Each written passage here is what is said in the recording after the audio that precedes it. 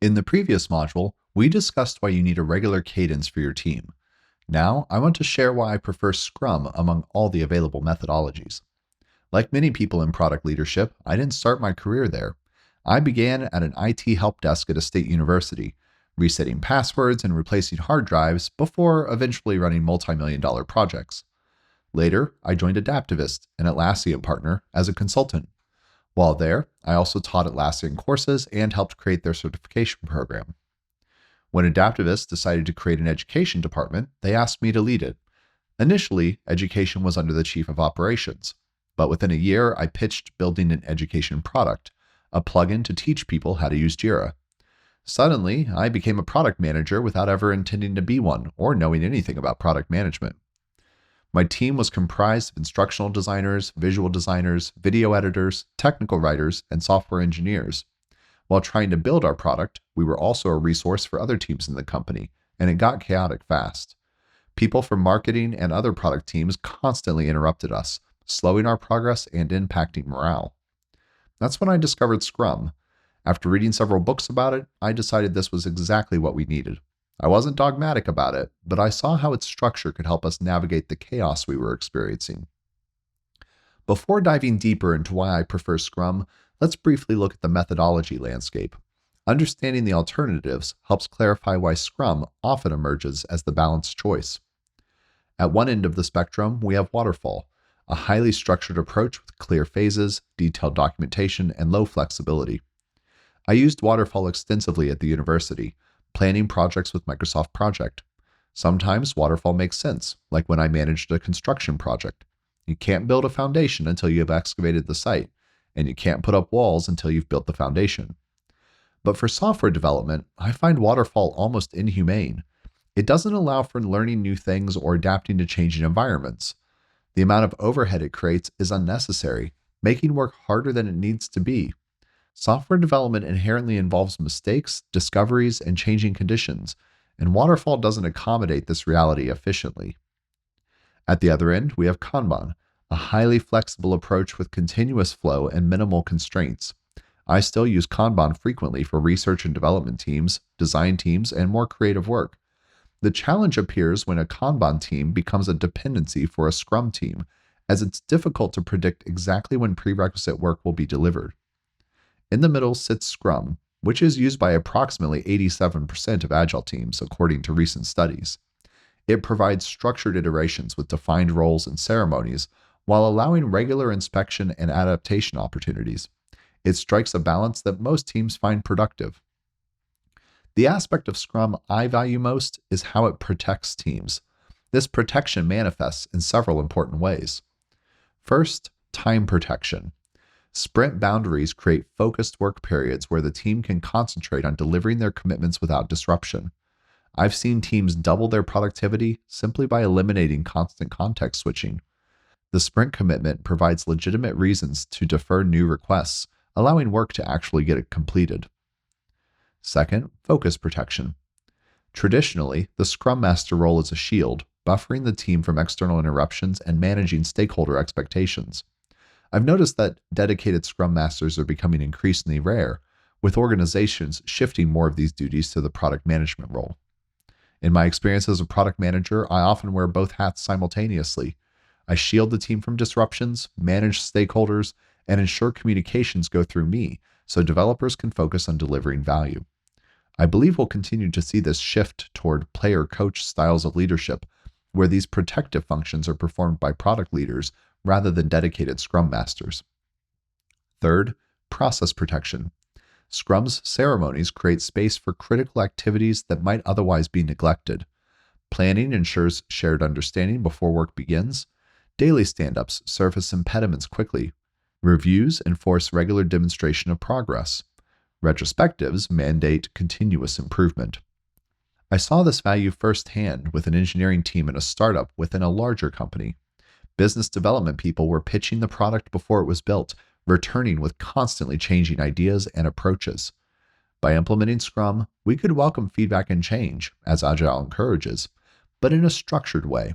We could say, we're not stopping mid-sprint or changing today. We're going to let the team deliver what they committed to because that usable increment is valuable. Before I joined that team, they were experiencing constant disruption and fires.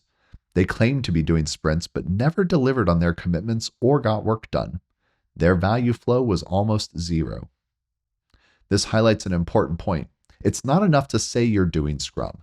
You can't just call a meeting sprint planning and a time frame a sprint. You need discipline and rigor. Many organizations fall into what's called Scrum-but syndrome. We do Scrum, but we don't do X. For example, we do Scrum, but our sprints are 8 weeks long. We do Scrum, but we don't do retrospectives. We do Scrum, but we let managers attend daily stand-ups. Each omission reduces the protective value of Scrum. Long sprints reduce feedback opportunities. Skipping retrospectives eliminates continuous improvement. Management presence in stand-ups can stifle open communication. In my experience, every time I see Scrum-but implementations, they fail. The teams are less happy and productive. If you're starting with Scrum or things aren't working, return to baseline Scrum. Do it for at least 6 2-week sprints before making modifications. Research supports this approach. Teams that implement Scrum fully before making adaptations tend to see significantly better outcomes than those who cherry-pick elements. Partial implementations often deliver the overhead without the benefits, giving Scrum a bad reputation among teams who haven't experienced it properly implemented. That said, there are legitimate times to break or bend Scrum's rules, after you've mastered them. In these instances, changes should be at the service of the team, not the benefit of the framework. For instance, with one team I was leading, they didn't feel the need for daily stand-ups. Most team members were active on Slack and flagged problems quickly or offered to help others. But I noticed a few people wouldn't raise blockers until stand-up, even though they could do so in Slack anytime. For them, stand-up created that space to ask for help, and it prompted them to do so. We still needed stand-ups, but we found we didn't need them daily, so we moved to every other day, which dropped about 2 hours of meetings off people's calendars each sprint. People were happier, and we still got the same outcomes. You'll occasionally need to break the rules for exceptional circumstances too. Once, in the middle of a sprint, my company acquired another company that had built the same product we were building. We had to pause and rethink our approach since the work we were delivering wouldn't be a usable increment anymore. Similarly, at the end of the year, I always run a 4-week sprint spanning the end of December and the beginning of January because taking care of people's morale and ensuring they have time off is worthwhile. The key test for any modification is whether it preserves or enhances Scrum's protective function. If you're breaking a rule to protect your team's focus and productivity better, that's valid. If you're breaking it because of resistance to change or unwillingness to address organizational dysfunctions, that's problematic.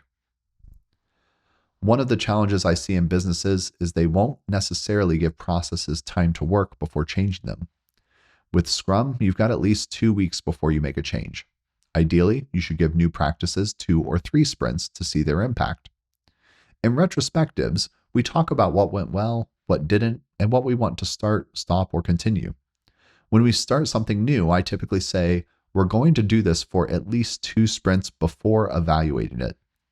Teams without frameworks might try something for just a few days, which isn't enough time to learn, adapt, and improve. I've tried 1 week, 2 week, and 4-week sprints. I even saw one team doing 3-week sprints. After experimenting extensively, I believe 2 weeks is optimal. With the rise of AI, some teams deliver usable increments weekly, which is laudable. However, in the long term, it could lead to burnout and insufficient time for reflection and testing new approaches.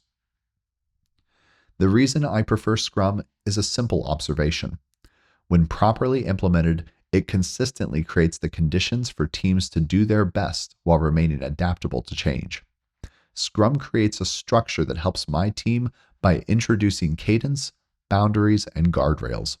It also helps me communicate within the organization. When I say we're doing Scrum, people generally know what that means. When I say we're not going to interrupt the sprint and we're going to deliver what we committed to, people understand and value that. Whatever methodology you choose, prioritize protecting your team's focus and productivity. If you choose Scrum, commit to implementing it completely before deciding what to modify. Remember that Scrum's core isn't the ceremonies, but the values they protect. focus, commitment, openness, respect, and courage. Scrum provides just enough structure to protect the teams while maintaining the adaptability that modern product development requires. In a world of constant change and interruption, that balance is invaluable.